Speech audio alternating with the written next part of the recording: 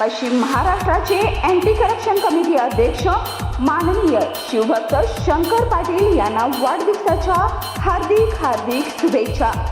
शुभेच्छुक सौ रूपा शंकर पाटील, गौरव पाटील, वैष्णवी पाटील, केदार पाटील, धनाजी पाटील, समस्त पाटील परिवार व ग्रामस्थ पाडळी, ओम मोटर्स बालिंगे, पारगाव मित्रमंडळ, अण्णा ग्रुप पाडळकर मार्केट, गंगावेश, बालिंगे, पाडळी, पुणेवाडी, बोंद्रेनगर अधिक कार्यकर्ते।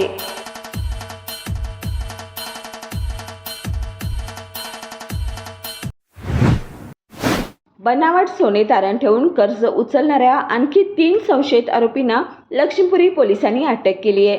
मारुती कोलटकर, सादिक शेख आणि सुजित मोहिते अशी त्यांची नावे असून त्यांना न्यायालयात हजर केले असता न्यायालयाने त्यांना 3 दिवसाची पोलीस कोठडी सुनावली आहे। युनियन बँक ऑफ इंडिया या बँकेच्या लक्ष्मीपुरी शाखेत बनावट सोने तारण ठेवून बँकेची जवळपास 57 लाख रुपयाची फसवणूक केल्याप्रकरणी 22 जणांविरोधात लक्ष्मीपुरी पोलिसात 29 फेब्रुवारी रोजी गुन्हा दाखल करण्यात आला होता।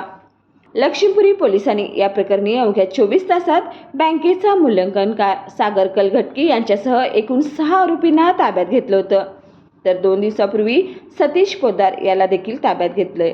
दरम्यान युनियन बँक ऑफ इंडियाच्या राजारामपुरी शाखेत देखील असाच फसवणुकीचा प्रकार घडला असून 6 जणांविरोधात राजारामपुरी पोलिसात गुन्हा दाखल झालाय। राजारामपुरी पोलिसांनी मूल्यांकनकार सागर कलघटकी आणि श्रवण हळदकर या दोघांनाही लक्ष्मीपुरी पोलिसांकडून आपल्या ताब्यात घेतले।